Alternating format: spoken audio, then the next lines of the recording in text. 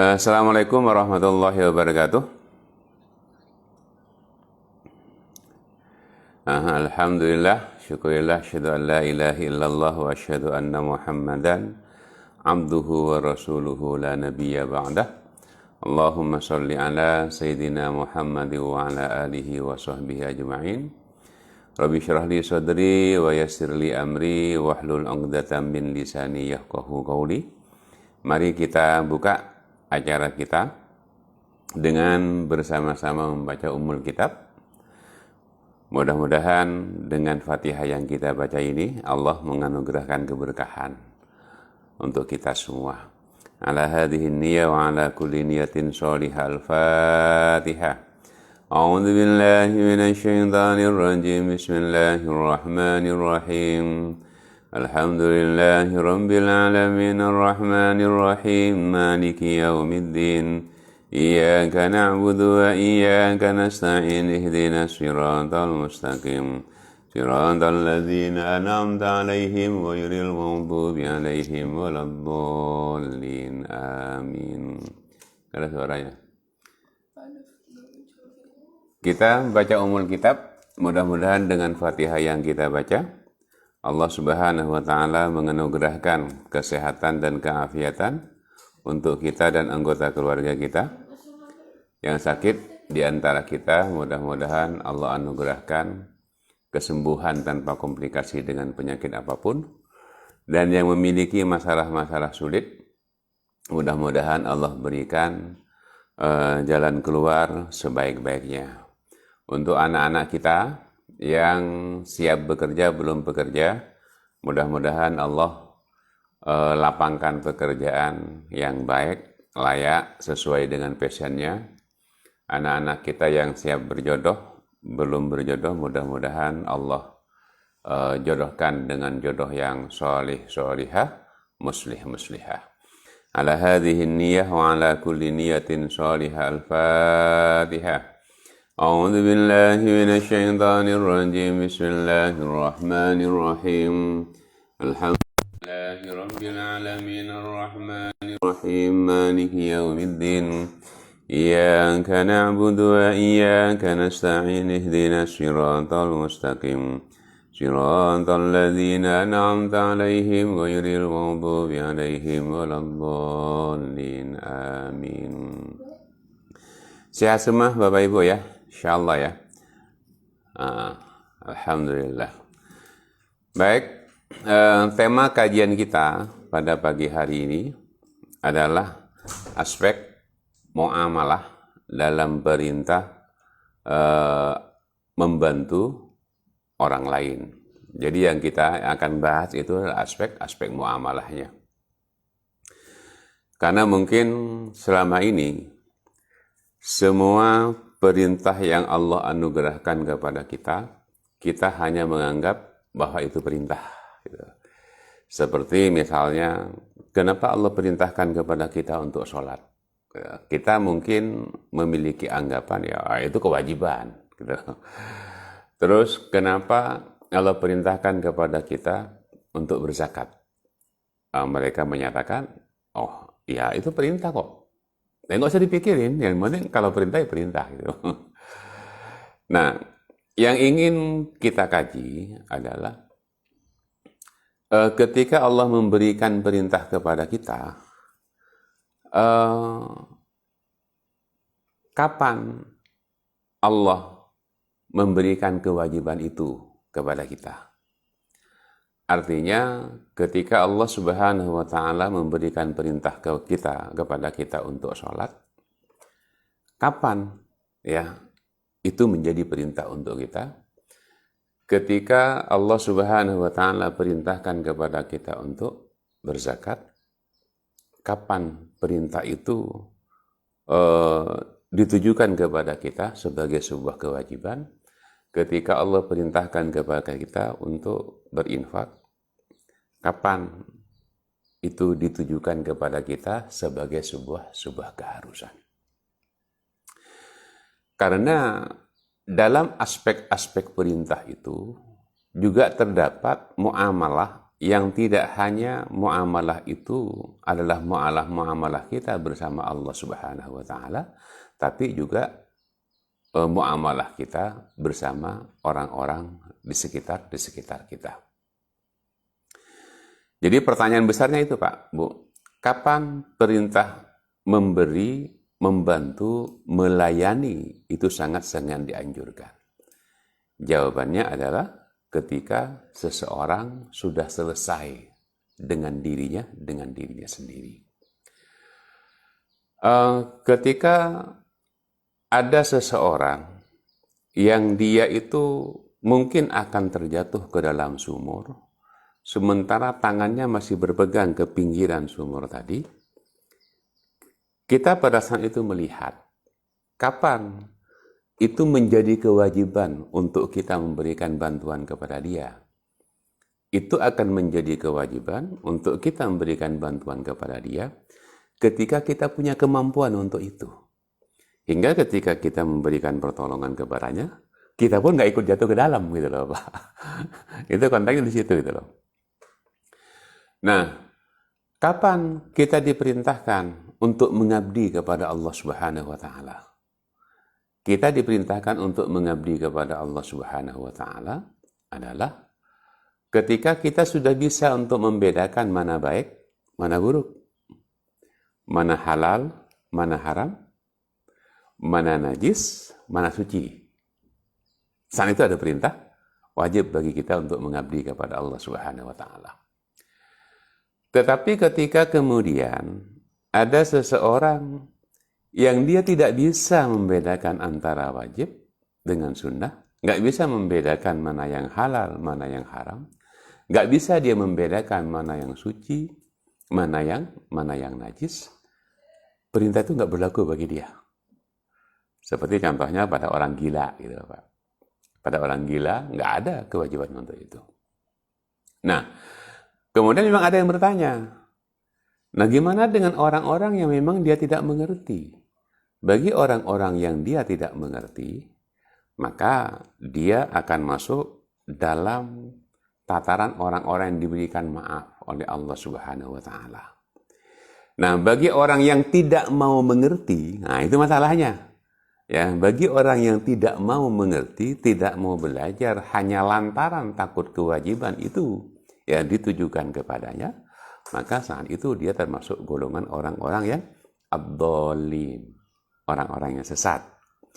Nah, ketika seseorang mengerti tentang kewajiban itu, dia bisa untuk mengerti mana hak dan batil, suci dengan yang najis. Dia mengerti betul tentang hal itu. Kemudian dia tidak melaksanakan, maka ya dia termasuk golongan orang-orang yang dimurkai, yang dalam Al-Quran disebut dengan al-maghdub, orang-orang yang dimurkai oleh Allah Subhanahu wa taala. Nah, sekarang coba kita kaji dulu. Kita kaji apa yang menjadi kewajiban, kemudian kita lihat kepada aspek muamalah ma'annasnya itu loh, Pak. Nah, kita perhatikan dalam surat Al-Baqarah, surat kedua ayat 3. Ya, surat kedua ayat 3 ini Bapak Ibu. Ini sangat familiar ya di antara kita. Alladzina yu'minuna bil ghaibi wa yuqimuna sholata wa mimma razaqnahum yunfikun. Jadi kalau bisa merujuk kepada ayat sebelumnya, orang-orang bertakwa itu adalah orang-orang yang mereka percaya kepada yang gaib. Nanti kita akan ada bahasan tersendiri tentang yang gaib tadi. Wa yuqimuna sholata, dan mereka mendirikan sholat. Kemudian wa mimma razaqnahum yunfikun. Mereka itu dari sebagian apa yang kami rizkikan kepada mereka, mereka menginfakkan. Dalam konteks ini adalah zakat, gitu Pak. Nah, kemudian kita teliti di situ. Kenapa seseorang diperintahkan untuk berzakat? Jawabannya pasti bahwasannya, itu kewajiban. Nah, kapan seseorang diperintahkan untuk berzakat? Itu yang kita katakan tadi. Ya, ketika dia sudah cukup dengan dirinya sendiri. Artinya adalah cukup sampai nisab seperti yang telah kita ketahui, nisabnya adalah 85 gram emas. Nah, itu nisab yang ada. Nah, ketika kemudian seseorang sudah sampai nisab ini, ya berarti dia cukup untuk dirinya sendiri. Artinya ketika dia mengeluarkan sebagian dari apa yang dia miliki, ya dia nggak akan kekurangan gitu loh Pak Bu. Makanya kan dia tidak akan ngomong gitu loh, karena udah cukup dengan dirinya sendiri gitu loh. Ya. Nah, ketika ada seseorang, sebentar Pak Bu, ambil ini tadi, ya, maaf. Jadi ketika ada seseorang, dia sudah memiliki sejumlah uang dalam jumlah 85 gram emas tadi, ya berarti dia udah cukup untuk dirinya sendiri. Nah, ketika dia cukup untuk dirinya sendiri, nah di situ ada kewajiban untuk kemudian memberikan kepada orang-orang di sekitarnya. Jangan sampai kemudian kita kekurangan, ya kita kemudian paksakan diri kita untuk berzakat. Akhirnya apa yang ada adalah omongan. Seperti ketika populer tentang masalah zakat profesi. Ketika populer di awal-awal zakat profesi, Bapak Ibu, banyak orang yang menyatakan bahwasanya zakat profesi itu merupakan sebuah kewajiban gitu. Maka untuk orang-orang kantoran kemudian dipotong. Dipotong tanpa melihat seberapa ya gaji yang dia dapatkan selama setahun ini gitu loh. Hingga kemudian karena saking inginnya mereka itu untuk melaksanakan perintah, sampai tukang sapu yang gajinya sebenarnya di bawah dari nisab yang ada, kemudian dipotong juga dengan satu alasan, ini merupakan zakat profesi. Akhirnya apa? Tukang sapunya ngomong gitu loh. Waduh gimana sih kita aja kurang gitu loh Pak ya. Nah ini yang terjadi ya, yang terjadi sekalipun pada perkembangannya sekarang itu sudah mulai terperbaiki.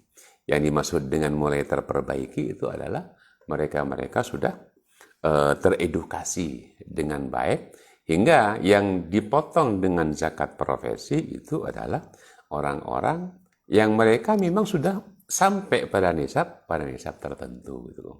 Nah itu, jadi kewajiban zakat itu ada ketika dia sudah cukup untuk dirinya sendiri, dia nggak kekurangan gitu loh.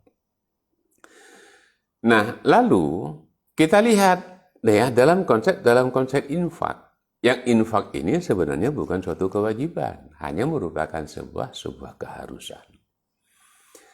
Masih dalam Surat Al-Baqarah, di surat yang sama, ayat 219. Ya. Di situ dinyatakan, وَيَسْأَلُونَكَ مَاذَا يُنْفِقُونَ. Dan mereka bertanya kepadamu, wahai Muhammad, مَاذَا يُنْفِقُونَ. Apa yang harus mereka infakkan?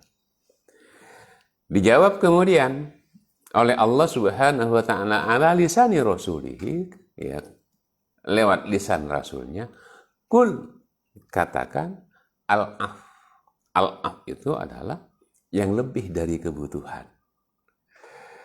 Jadi ketika seseorang dia memiliki sejumlah uang tak sampai dia pada nisab, tapi lebih dari yang menjadi kebutuhan dia, lebih yang menjadi kebutuhan dia, dan dia merasa lapang dengan itu, dia memberikan. Nah, itu disebut dengan infak. Tapi kan lebih dari kebutuhan. Nah, perhatikan kelanjutan ayatnya. Kadzalika yubayyinullahu lakumul ayat. Seperti itulah Allah memberikan penjelasan kepada kalian tentang ayat-ayatnya la'allakum tatafakkarun, agar kalian itu mau untuk berpikir.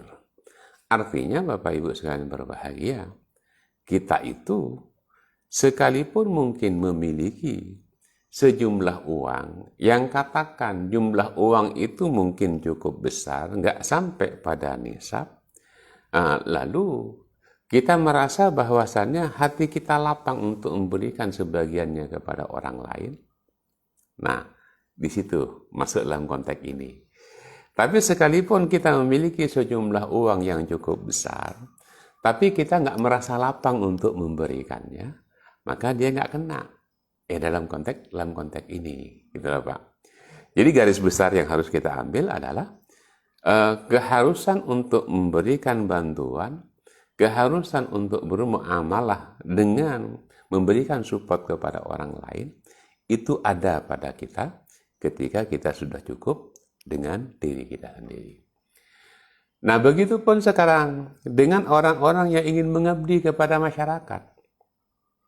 Ingin mengabdi pada masyarakat dalam pengertian adalah, katakan ya, kita kasih sampel, ada orang-orang yang menjadi ingin mengabdi kepada masyarakat dengan menjadi calon legislatif misalnya. Nah, jadi orang-orang yang mereka memang mendaftarkan diri menjadi calon legislatif harusnya adalah orang-orang yang sudah cukup dengan dirinya sendiri. Artinya adalah dia memiliki sejumlah uang, dia memiliki capability, ya. Ketika kemudian dia mengiklankan dirinya, gitu, dia nggak perlu pinjam sana sini, gitu loh. Ya, karena kenapa? Dia udah cukup dengan dirinya sendiri. Ya, yang menjadi masalah adalah orang itu mungkin memiliki capability, tapi secara ekonomi nggak mampu untuk mendaftarkan diri, gitu. Akhirnya kemudian dia pinjam sana sini. Nah, ini yang terjadi kemudian kan. Ya, ada yang kemudian menyatakan bahwa kalau saya tidak menjadi anggota legislatif, saya mau kerja apa, gitu kan.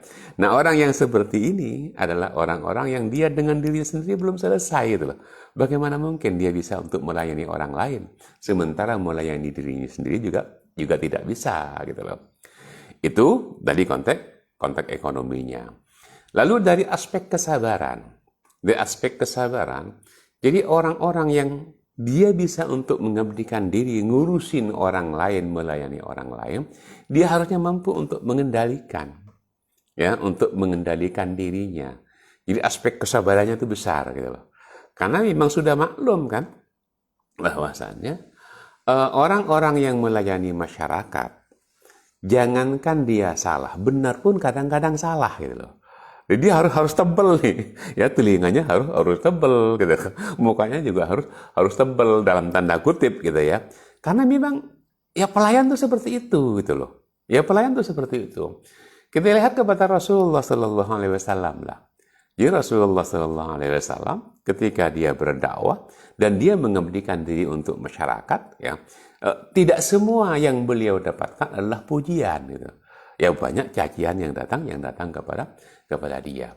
Maka kemudian mereka yang ingin menjadi abdi masyarakat itu adalah ketika kemudian dia difitnah, ketika kemudian dia dicaci, dia dimaki, nah, dia akan tersenyum saja. Karena kenapa? Ini dianggap sebagai sebuah resiko, ya, dari pengabdian itu sendiri. Maka kemudian ketika itu terjadi kepada dirinya, dia tidak akan marah. Dia tidak akan merasa dijegal, dia tidak akan merasa difitnah, ya, dan dia nggak merasa bahwa dirinya dicaci, gitu loh. Ya, sebab apa? Resiko dari sebuah pengabdian. Karena kita sudah menyediakan diri untuk memberikan pelayanan kepada orang lain. Dalam konteks kemasyarakatan adalah ketika seseorang sudah mentahbiskan dirinya sebagai pelayan masyarakat, maka sebagian hidupnya sudah bisa untuk menjadi konsumsi masyarakat umum. Jadi apa kata orang-orang? Ya jangan baper, mau sampean pelayan kok, gitu. itu konteksnya, gitu loh. Nah, itu bisa dikiaskan dari ayat-ayat ini, Bapak Ibu. Nah, lalu apa yang diajarkan oleh Rasulullah Sallallahu Alaihi Wasallam? Kita lihat dalam hadis beliau, man naffasa mu'minin, siapapun nafasa itu memberikan kebebasan dari sebuah kesulitan.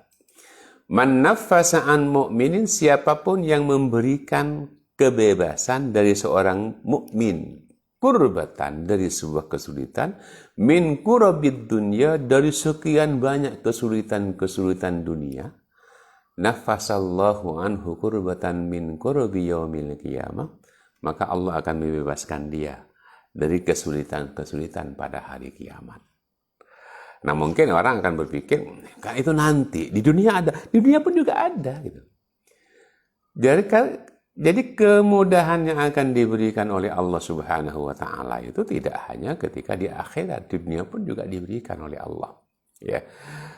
Kemudian yang kedua, waman yassara ala mu'sirin, dan siapapun yang memberikan kemudahan pada orang yang mendapatkan kesulitan, yassarallahu alaihi fid dunya wal akhirah. Allah akan berikan kemudahan kepadanya, ya, di dunia dan akhirat. Yang ketiga, wa man satara musliman, siapapun yang menutupi aib seorang muslim, satarahullahu fid dunya wal akhirah. Allah akan menutup aibnya di dunia dan akhirat. Di akhirnya, wallahu fi aunil abdi ma kana al abdu fi auni akhihi. Jelas Allah memberikan jaminan lewat lisan Rasulnya. Allah akan selalu memberikan bantuan kepada seorang hamba selama hambanya memberikan bantuan kepada saudaranya. Artinya apa, Bapak Ibu sekalian yang berbahagia? Artinya adalah setiap kita oleh Allah Subhanahu wa Ta'ala diperintahkan untuk apa? Ya, diperintahkan untuk memikirkan kepentingan orang lain yang sebanyak-banyaknya itu. Jadi apapun yang kita lakukan harusnya adalah sesuatu yang memberikan kemaslahatan kepada orang-orang di sekitar kita. Karena semakin kita memberikan kemaslahatan kepada orang-orang di sekitar kita, maka saat itu kita hakikatnya sedang memberikan kemaslahatan untuk diri kita sendiri. Karena konteks di situ, nafasa berwazan kepada fa'ala, sataroh juga sama, ya. Oh, sataroh enggak. Kalau sataroh lebih kepada yang menutupi aja. Kalau nafasa itu memang memberikan kemudahan. Ya, yasaroh berwazan kepada fa'ala juga, artinya memberikan kemudahan. Maka kemudian ketika kita memberikan kemudahan kepada orang lain, jangan sekali-kali kita memiliki sebuah orientasi untuk mendapatkan balasan dari orang yang bersangkutan. Kita pasti akan kecewa dengan itu, gitu loh. Tapi berpikirlah dengan bahwa ketika saya memberikan bantuan kepada orang lain, mungkin bukan orang itu yang akan memberikan bantuan kepada kita, tapi nanti ini akan bias kepada anak-anak kita. Karena pada prinsipnya adalah ketika anak kita jauh dari kita, siapa yang bisa memberikan penjagaan kepada mereka? Kita tidak. Kita tidak akan pernah bisa untuk memberikan bantuan kepada dan memberikan penjagaan kepada mereka. Ya, karena kenapa? Jauh. Ketika kita telepon anak kita di tempat yang jauh, nah, lagi di mana posisinya? Ya, mungkin dia bisa saja berbohong kepada kita. Oh, saya lagi di tempat kos, saya lagi di tempat kuliah gitu. Padahal mungkin dia di tempat-tempat di mana yang tidak seharusnya dia berada. Nah, lalu bagaimana untuk menjaga mereka? Gitu? Jadi untuk menjaga mereka adalah kita yang harus menjaga perilaku kita. Maka setiap orang yang ingin agar Allah Subhanahu wa Ta'ala memberikan penjagaan kepada keluarganya yang jauh dari dirinya, dia cukup untuk menjaga akhlaknya. Dia cukup untuk menjaga muamalahnya. Memberikan bantuan kepada orang lain bukan untuk dibantu oleh orang itu. Tapi yang kita harapkan adalah anak kita di tempat yang jauh juga mendapatkan bantuan dari orang-orang yang ada di sekitarnya ketika mereka membutuhkan bantuan. Maka ketika ada seorang anak menyatakan misalnya, aku dibantu loh Bu oleh ini. Saya nggak ngerti loh, saya nggak paham tentang dia, saya nggak kenal tentang dia. Jika itu yang terjadi, itu pasti karena perbuatan baik kedua orang tuanya. Makanya Bapak Ibu sekalian berbahagia, ada sebuah konsep ya dalam ini yang tadi hadis riwayat Imam Muslim dalam kitab Sahih Muslim juz 8 halaman 71 hadis nomor 7028. Ini dari Abu Hurairah radhiyallahu anhu. Jadi dari apa yang kita sampaikan tadi di atas, maka jelas bahwasannya apa yang kita berikan kepada orang lain, entah itu berupa harta, entah itu berupa bantuan, hakikatnya kita memberikan untuk kita menerima. Jadi intinya memikirkan kepentingan orang banyak, hakikatnya kita sedang memikirkan diri dan keluarga kita. Ketika kita berpikir tentang diri kita sendiri, maka circle kita akan semakin sempit, Bapak Ibu. Circle kita semakin sempit. Artinya apa? Ya, setiap orang yang dia hanya memikirkan kepentingan dirinya sendiri, sulit bagi dia untuk mendapatkan pertolongan dari orang lain. Karena prinsipnya, barang siapa yang memberikan kehidupan kepada dunia, maka dunia itu yang akan memberikan kehidupan kepadanya. Atau barang siapa yang memberikan kehidupan kepada dunia, maka dunia itu akan menghidupinya. Kita kerja di mana sekarang? Oh, kerja di suatu tempat. Apa yang diberikan kepada tempat Anda bekerja? Oh, loyalitas, gitu kan? Oh, loyalitas kita berikan, perhatian, ya, termasuk kepada kerja keras kita berikan. Maka dunia di mana tempat Anda bekerja akan memberikan kehidupan kepada Anda. Jadi tidak ada kerugian apapun. Tapi ingat bahwasannya kita itu diperintahkan untuk memberikan bantuan ketika kita sudah cukup dengan diri kita sendiri.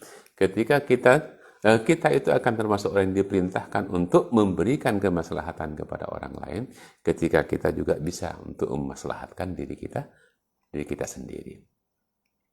Nah kemudian Allah dalam Al-Baqarah 215 asnafnya disebutkan kemudian. Siapa yang harus kita bantu itu loh. Yang harus kita bantu Allah nyatakan apa? Ma anfaqtum min khairin falil walidain. Jadi yang harus kita bantu pertama kali kedua orang tua kita. Ini aspeknya bukan kewajiban ya, bukan zakat konteks ini. Lebih kepada infak, gitu loh. Dan juga dalam muamalah kita. Dalam muamalah kita, siapa yang kita hormati pertama kali? Ya kedua orang tua. Siapa yang harus kita omongin dengan perkataan yang santun pertama kali? Ya kedua orang tua. Falil walidain. Konteks ini infak memang, maka kedua orang tua ala aqrabin, orang-orang terdekat dengan kita. Ya dalam konsep muamalahnya adalah ketika mungkin Anda ribut dengan pasangan hidup Anda tetap lebih berhak untuk diomongi dengan omongan yang santun daripada orang-orang di sekitar Anda. Karena yang paling banyak adalah begitu ribut dengan pasangan hidupnya, ya sama pasangan hidupnya cemberut, tapi ketika bertemu dengan tetangganya, dia berkata dengan perkataan yang lemah lembut.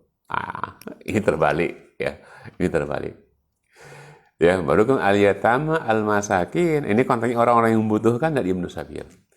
Tapi apapun yang kalian lakukan dari sebuah kebaikan, wa ma taf'alu min khairin fa innallaha bihi alim. Allah tuh maha mengetahui dengan apapun yang kalian kerjakan.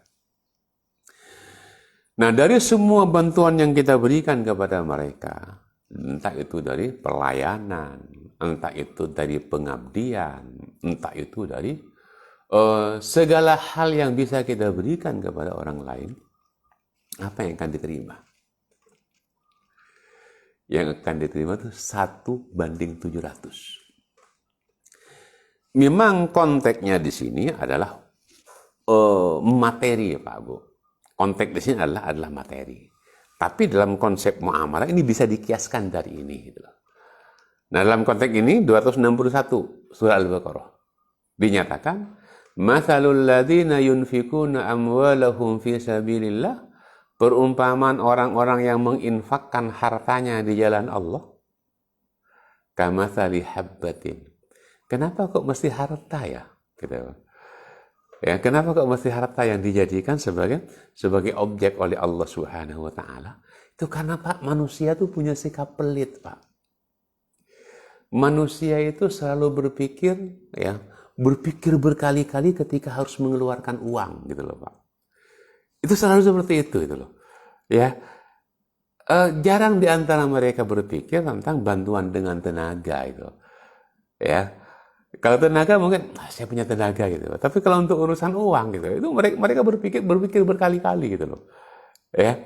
Makanya kan ujian yang diberikan oleh Allah setiap hari kepada kita, itu kan 3. Yang pertama, ujian tentang usia kita. Ujian yang kedua, ujian tentang dengan harta kita. Kemudian ujian yang ketiga, ujian jarak kita antara dunia dengan akhirat. Jarak antara kita dengan dunia, jarak antara kita dengan akhirat. Nah, kenapa orang nggak pernah berpikir bahwa diuji dengan usianya? Ya, karena usia itu, Pak, tidak seperti uang gitu loh, Pak. Ya, artinya usia itu kita anggap sebagai sunnatullah yang berjalan begitu aja ya loh. Ya, padahal satu-satunya perjalanan yang nggak pernah berhenti.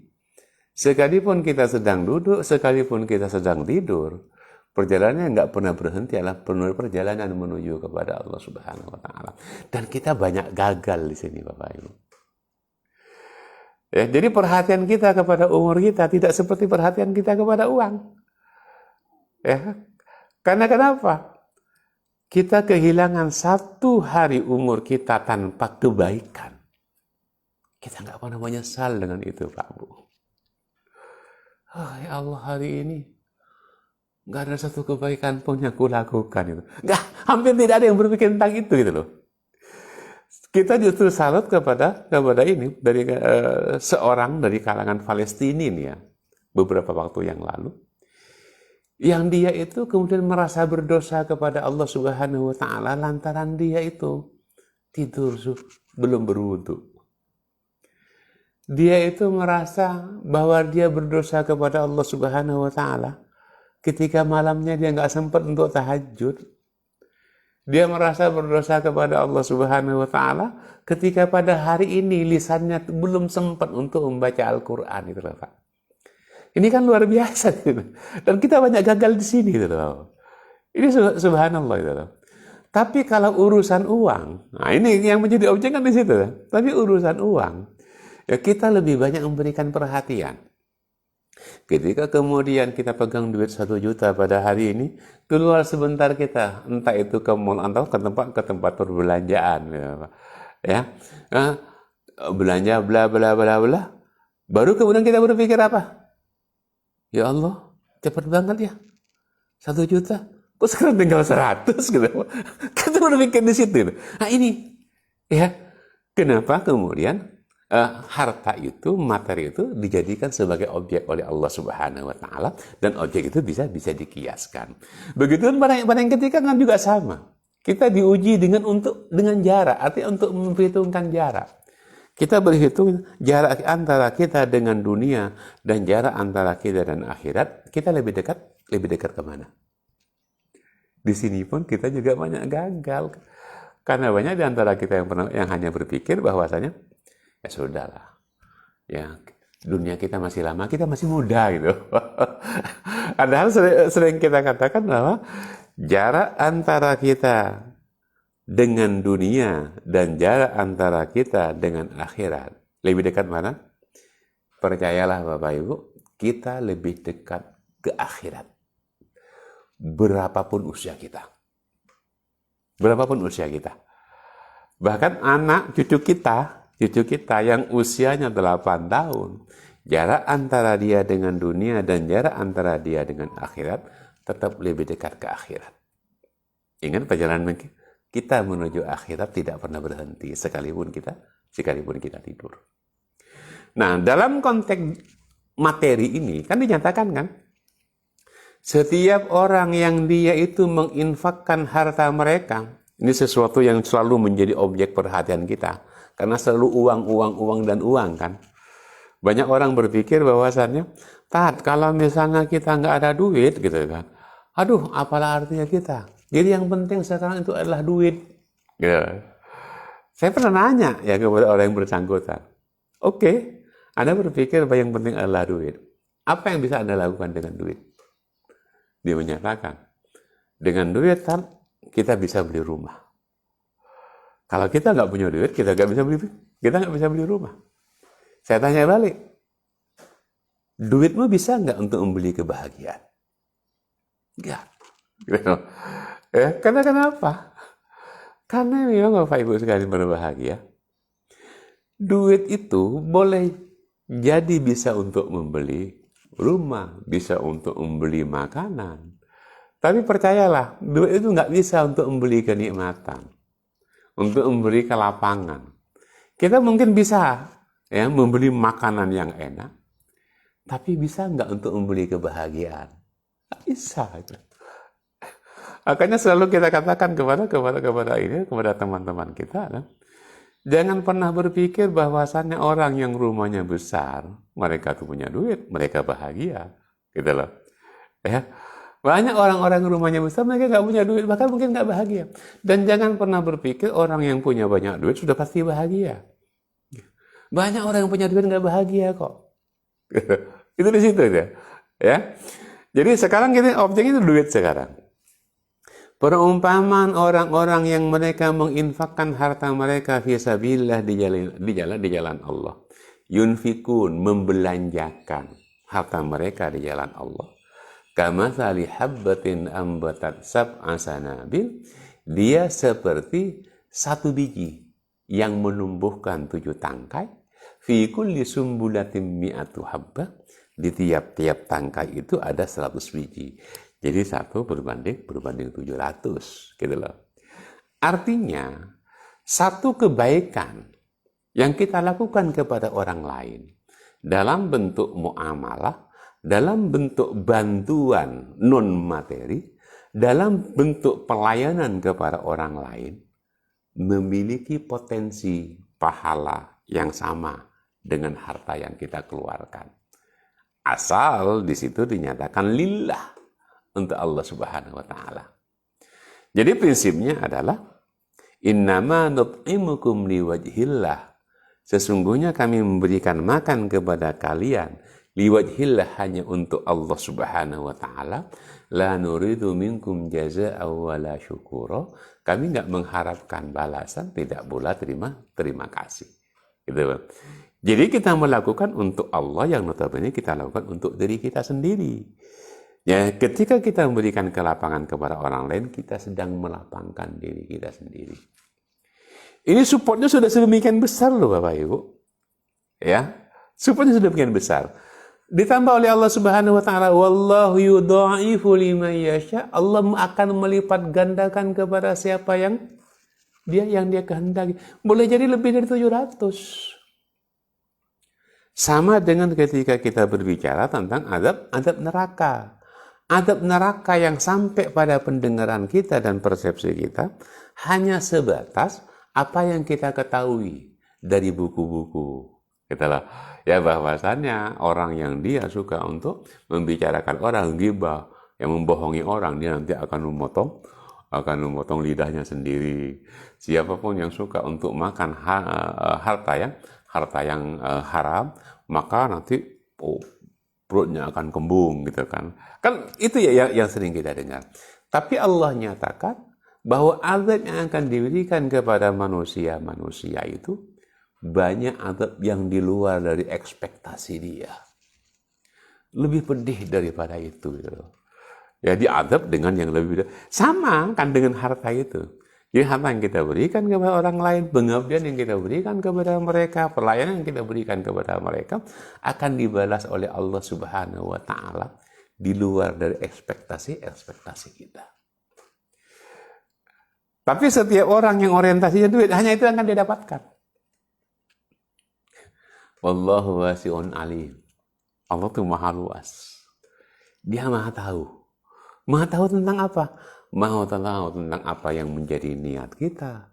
Maha tahu apa yang menjadi kemaslahatan kita. Maha tahu apa yang menjadi keinginan, apa yang menjadi kebutuhan kita. Allah maha tahu tentang itu, gitu. Akan diberikan oleh Allah Subhanahu wa taala. Makanya kemudian yang diinginkan oleh Allah Subhanahu wa taala, cobalah untuk tidak fokus kepada keburukan yang terjadi kepada kita. Karena buruk yang terjadi kepada kita, mungkin di balik itu Allah menginginkan kebaikan kepada kita. Itu yang kemarin kita sampaikan. Setiap orang yang fokus hanya kepada keburukan, dia tidak akan pernah punya masa depan.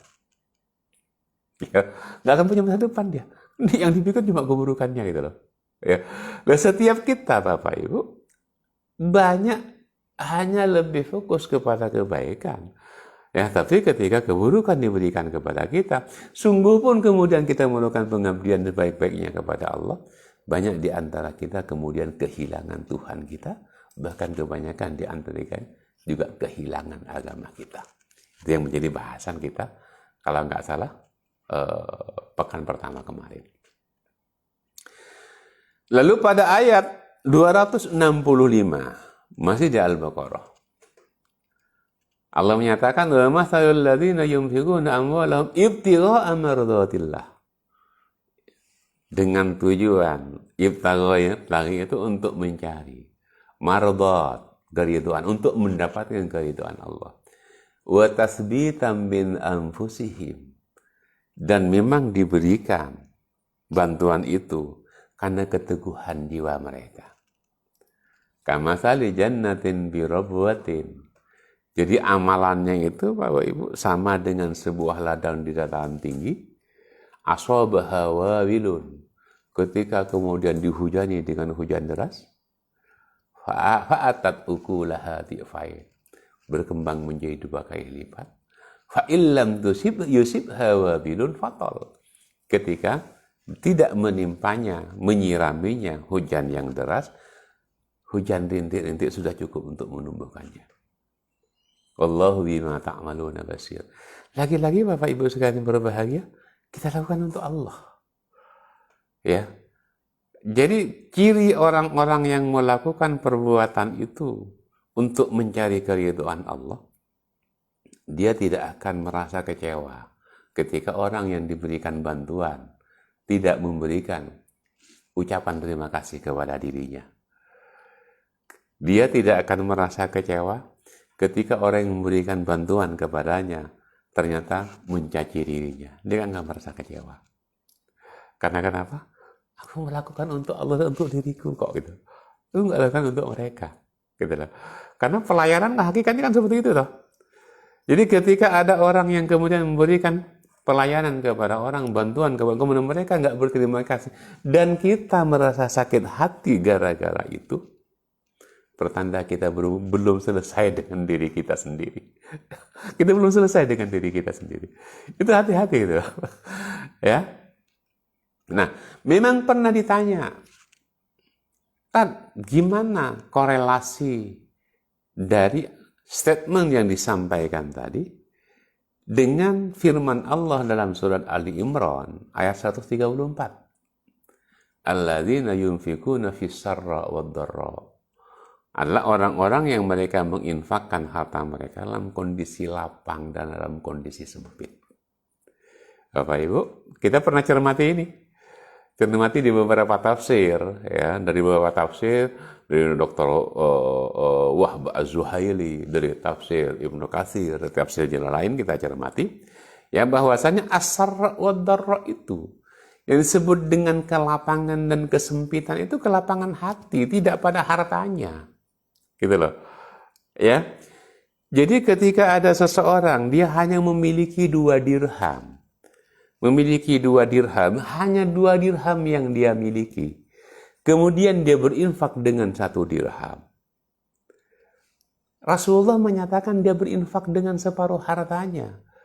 Karena dengan 2 dirham tadi, dia melapangkan hatinya untuk memberikan 1 dirham kepada orang lain, dan dia nggak merasa kehilangan dengan itu.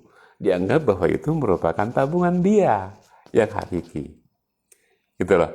Nah, ketika kemudian ada orang yang memiliki ribuan dirham dan dia berinfak dengan 1000 dirham, ya, itu dianggap sebagian dari hartanya. Ketika orang memiliki ribuan dirham, kalau kita memiliki puluhan juta, ya, tapi kemudian hati kita nggak lapang untuk memberikan kepada orang lain. Nah, disini pun kan juga masalah toh. Jadi yang dimaksud dengan kelapangan hati gitu loh. Bukan seberapa uang yang kita miliki. Tapi seberapa lapang hati kita untuk memberikan kepada orang lain. Jadi ketika kita memiliki 200 ribu rupiah, ada orang minta bantuan kepada kita, kemudian kita ambil 50 ribu, kita berikan kepada dia, hati kita sedang lapang selapang-lapangnya. Tapi sungguh pun kita memiliki uang 5 juta, ya. Tapi ketika itu kita berpikir, oh ini kan buat beli ini, buat beli ini, buat beli ini. Oh nanti kurang dong kalau ini. Gitu. Anda sedang tidak lapang. Itu konteksnya. Ya. Jadi alladzina yunfikuna fi sarra wad dharra itu menafkahkan hartanya baik di waktu lapang maupun sempit, tidak kepada harta, tapi pada kelapangan hati. Gitu. Ya kan nanti Bapak Ibu lihat di tafsir-tafsir itu memang ada beberapa ulama yang menyatakan lebih kepada hartanya. Karena konteks as-sarra wad dharra itu adalah as-sarra dari kata surur. Dari kata surur, dia lagi bahagia-bahagia aja gitu. Kita perhatikan kemudian kepada orang-orang, biasanya untuk orang-orangnya ini, untuk orang-orang yang mungkin dia bisa pergi umroh, padahal kehidupannya adalah kehidupan yang sempit gitu loh. Jadi seorang pemulung yang pergi umroh, seorang pemulung yang berkurban, seorang tukang becak yang pergi haji gitu kan. Ketika kita tanya kepada mereka, apa kata mereka? Kan orang-orang yang nanya, apa kata mereka? Kok bisa, Pak? Bisa ya berhaji ya? Padahal kehidupan Anda sulit gitu loh. Kan itu konteksnya toh. Gitu loh. Ya. Kan sama dengan kita Bapak Ibu. Ketika kita memiliki gaji, katakan 15 juta setiap bulan. 15 juta itu habis. Kemudian ngomong, nggak bisa nabung tiap bulan. Ya Allah, andai ada bonus atau dapat rezeki gitu kan, 15 juta lagi gitu kan, mungkin bisa kita nabung.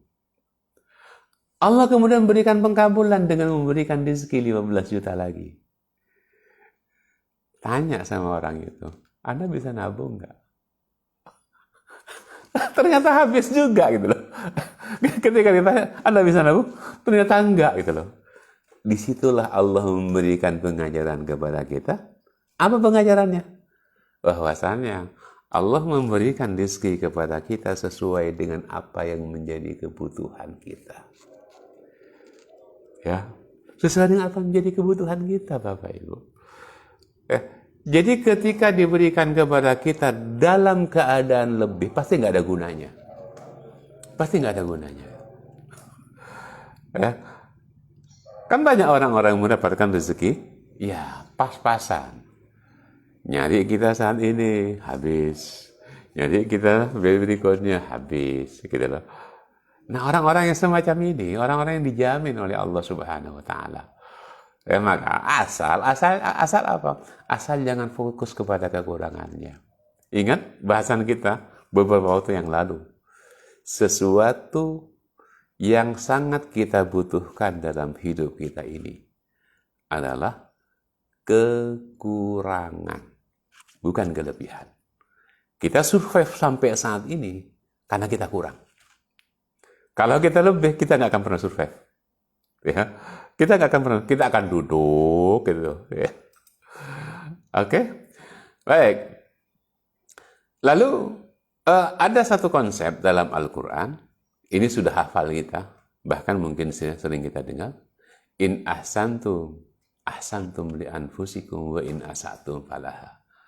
Jika kalian ahsana yuhsinu, ya, melakukan kebaikan, berbuat baik. Ahsana yuhsinu berbuat baik. Berbuat baik dalam pengertian adalah ketika dia itu tidak bisa melakukan kebaikan pada hari ini gitu. Maka dia akan selalu mengusahakan, pokoknya hari ini harus berbuat baik gitu loh. Ini orang-orang yang beruntung nih. Ya, jika kalian melakukan kebaikan ya, kepada orang lain, ahsantum li anfusikum. Kalian sedang berbuat baik untuk diri kalian sendiri. Wa in asatum falaha. Gitu. Jadi ketika Anda melakukan keburukan, Anda sedang menggali kuburan untuk diri Anda sendiri. Jika Anda melakukan suatu kebaikan, Anda sedang menata kehidupan Anda di masa depan. Makanya kemudian kita simpulkan, perbuatan apapun yang dilakukan oleh seseorang sifatnya fana. Jadi ketika kita berbuat baik, hilang sudah. Gitu. Apa yang abadi? Yang abadi adalah pengaruh yang muncul setelahnya. Itu yang abadi. Ya. Artinya ketika kita melakukan suatu kebaikan kepada orang lain, kita melakukan suatu kebaikan kepada orang lain, udah habis dah Pak. Efeknya tergantung kepada apa yang menjadi niat dia. Ya. Ketika dia memiliki sebuah keikhlasan, maka pengaruhnya akan abadi. Gitu. Efek setelah itu, ketika Anda ikhlas memberikan pengabdian kepada orang lain, melayani orang lain, maka efek yang muncul, ya, pengaruh yang muncul kemudian adalah kemaslahatan untuk kita. Dan kemaslahatan itu tidak selalu berupa uang, Bapak Ibu. Ya, tidak selalu berupa uang. Ya, kemaslahatan itu mungkin berupa kepuasan batin kita. Mungkin berupa kebahagiaan karena pasangan hidup kita saling mengerti tentang kita, anak-anak kita taat kepada Allah dan berbakti ya kepada kita. Ya, jadi konteksnya adalah perbuatan apapun yang dilakukan oleh seorang sifatnya fana. Apa yang abadi? Pengaruh yang muncul setelahnya. Jadi ketika orang melakukan suatu kebaikan, ya tanpa dia pikirkan sama sekali, nanti di masa depan akan ada pengaruh-pengaruh baik yang datang kepadanya. Kalau tidak kepadanya, Allah nanti akan berikan kepada keturunannya. Oh, Ibu sekalian berbahagia. Itu ya kajian kita pada kesempatan kali ini. Mudah-mudahan Allah meridhoi kita dan mudah-mudahan Allah Subhanahu wa taala membimbing kita dengan taufiknya hingga apa yang bisa kita pahami pada kesempatan kali ini kita bisa untuk amalkan dalam kehidupan kita sehari-hari. Satu hashtag yang harus kita bangun ya. Hashtag yang harus kita bangun bahwasannya orang diberi kewajiban, mendapatkan kewajiban untuk mengabdi ketika dia sudah cukup dengan dirinya sendiri, dan seseorang diperintahkan untuk memberikan pelayanan dan bantuan kepada orang lain ketika dia juga sudah cukup dengan dirinya sendiri. Ketika dia tidak cukup dengan dirinya sendiri, tidak ada keharusan baginya untuk memberikan pelayanan dan bantuan kepada orang lain. Mungkin itu aja Bapak Ibu sekalian yang berbahagia, kurang lebihnya mohon maaf. Terima kasih atas perhatiannya juga kepada kawan-kawan kita di Facebook. Jazakumullah khair. Yang mudah-mudahan Allah Subhanahu wa taala membimbing kita dan mudah-mudahan menyehatkan kita, memberkahi kita dengan usia, berkah amal dan rezeki untuk keluarga insyaallah. Sampai jumpa pada pertemuan pekan pertama di bulan depan insyaallah, mudah-mudahan sehat. Walafu minkum, saya Rusdi Helmi dari Astana Malah. Pamit. Assalamualaikum warahmatullahi wabarakatuh. Teman-teman kita yang mau